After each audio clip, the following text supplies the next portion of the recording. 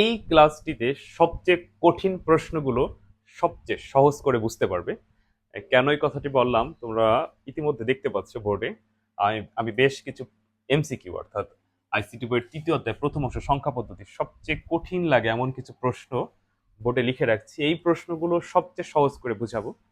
তো মাত্র আমি লাইভে তোমাদের এগুলো বোঝানোর চেষ্টা করতেছিলাম আমার ইউটিউব চ্যানেলের লাইভে। তো নেটওয়ার্ক সমস্যার জন্য লাইভটি কেটে গেছে, তো চিন্তা করলাম আমি রেকর্ড করে আপলোড করে দিচ্ছি। তো সেখানে একটু বলেছিলাম যে এই ধরনের প্রশ্ন উত্তর করতে হয় কেমনে। প্রথমে হচ্ছে ভুল খুঁজে বের করতে হয়, সঠিক না, ভুল খুঁজে বের করতে হয়। যদি তুমি ভুল খুঁজে না পাও তাহলে অটোমেটিকলি অ্যান্সার ৩। আর যদি ভুল খুঁজে পাও তাহলে সেটা বাদ দিলেই অ্যান্সার পেয়ে যাবে। যেমন এখানে যারা মোটামুটি জীবনে বেসিক ক্লাস করছে, জীবনে মানে কোনোদিন এই সংখ্যা পদ্ধতি করছে, সে কিন্তু এটা দেখার সাথে টের পাবে যেখানে এবি হচ্ছে হেক্সাডেসিমেলে, এইটা জীবনেও সংখ্যা দশমিক সংখ্যা পদ্ধতিতে ৭৩ হবে না। তার মানে ৩ ভুল। তো ৩ ভুল যদি হয় তো ৩ বাদ দিলে, তো যেখানে যেখানে ৩ আছে সেটা তো হবে না যেহেতু এটা ভুল। তাহলে অটোমেটিকলি ৩ বাদ দিলে আমরা অ্যান্সার পেয়ে যাচ্ছি ক। অ্যান্সার পেয়ে যাচ্ছি ক। এখন ক হবে কিনা তোমার এটা নিয়ে ভাবা লাগবে না, এটা যাচাই করা লাগবে না, তুমি ক দাগাই দিবা। তাহলে তার মানে এই প্রশ্নগুলো হলো তোমরা পরীক্ষার হলে দেখে আগে ভয় পাও, আগে এগুলো স্কিপ করে এক কথার যে প্রশ্নগুলো সেগুলো উত্তর দেওয়ার চেষ্টা করো, কিন্তু তার চাইতে এগুলো বেশি সহজ। কেন? ওই যে আমি তাকাবো, আমি কোনো ভুল পাচ্ছি না, অ্যান্সার ৩টা, যদি ভুল পাই সেটা বাদ দিলে অ্যান্সার পেয়ে যাচ্ছি। তো ওই লাইভ লাইভ ক্লাসে অনেকেই কমেন্ট করে বলেছিল যে স্যার ২ দাগটা একটু করান, আমি ২ এ যাওয়ার আগেই কেটে গেছিল, তো আমি ২ থেকে শুরু করি। আর তোমরা যদি চাও ঘরে বসে আমার কাছে অনলাইনে আইসিটি পড়তে পারো শেষ মুহূর্তে, যারা ধরো সামনে পরীক্ষার্থী, একদম হাতে কম সময়, যে যে সালের পরীক্ষার্থী হও না কেন, তুমি এই মুহূর্তে এসে একদম প্রস্তুতিমূলক ব্যাচে ভর্তি হলে আইসিটিতে কোনো সমস্যা হবে না। তোমাদের মধ্যে ৩টা শ্রেণী আছে। একটা শ্রেণী হলো কিছুই পারে না, একটা শ্রেণী মোটামুটি পারে প্রশ্ন ধরতে পারে না, আর একটা শ্রেণী প্রশ্ন ধরতে পারে ভালোও পারে কিন্তু তারা আরো ভালো শিখতে চায়। তো তুমি যে যে লেভেলের হও না কেন এই প্রস্তুতিমূলক ব্যাচে ভর্তি হতে আমার এই হোয়াটসঅ্যাপ নাম্বার এসএমএস দিও। ইনশাল্লাহ আইসিটিতে কোনো সমস্যা হবে না, তোমার আইসিটি ভালো করার দায়িত্ব আমার। জাস্ট সামান্য কিছু সম্মানের বিনিময়ে সাজেশন ক্লাস সব পেয়ে যাবে। তো দেখো এই জায়গায় অনেকে কমেন্ট করেছিল যে স্যার ২ দাগটা একটু বুঝাই দেন। তো ২ এ কি বলছে? ২ এ বলে নাই সমতুল্য মান কত, কিন্তু এই প্রশ্নগুলো কি বলছে? সমতুল্য মান। তো এইটা একটু এই ৩টার থেকে একটু ব্যতিক্রম। তো আমি মনে হয় লাইভ ক্লাসে এইটা এবং এইটা প্র্যাকটিস করাইছিলাম। তো আমি এখন এইটা একটু বলে দিচ্ছি। দেখো ই হেক্সাডেসিমেলে আছে, ১ বাইনারিতে আছে, ৭ অক্টালে আছে, এত এর মান কত, মানে ৩টাকে যোগ করতে বলছে। তো আমরা দেখতে পাচ্ছি এখানে অ্যান্সার একটা আছে হেক্সাডেসিমেলে, একটা আছে বাইনারিতে, একটা আছে অক্টালে।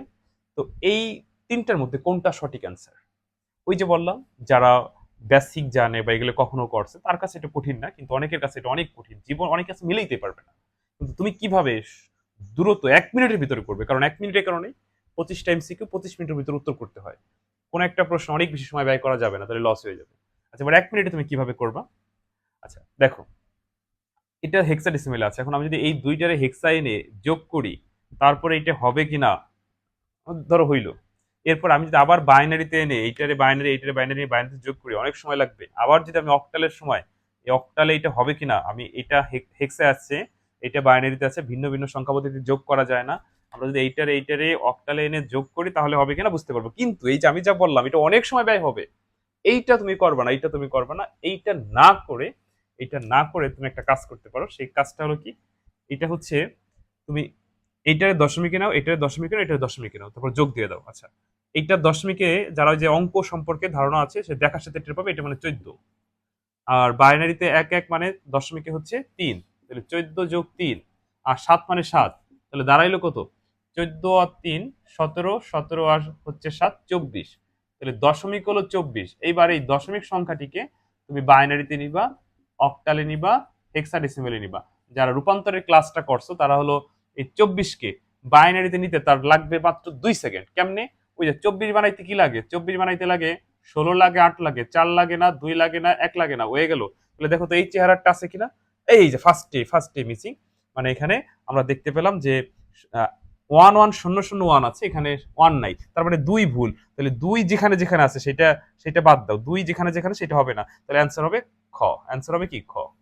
হয়ে গেল। এখন এই ১ আর ৩ সঠিক কিনা এটা তোমার যাচাই করা লাগবে না, ১ আর ৩ হবে কিনা এটা যাচাই করা লাগবে না। বুঝতে পারছো? এই হচ্ছে হলো ক্লাস। তো যাক, আর আমি মনে হয় ১, ৩, ৪ লাইভ মনে একটু আলোচনা করছিলাম।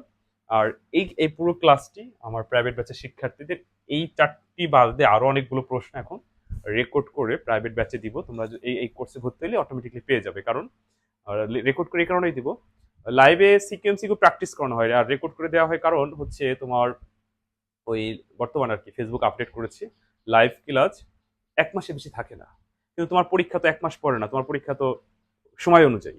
তো ততদিন পর্যন্ত তোমার এই ক্লাসগুলো তো প্রয়োজন। এই কারণে যেটা গুরুত্বপূর্ণ, মানে বেসিক বা মানে যে ক্লাসগুলো বেশি গুরুত্বপূর্ণ, যেটা সবসময় প্রয়োজন, এই টাইপের ক্লাসগুলো আমি রেকর্ড করে পাঠিয়ে দিই।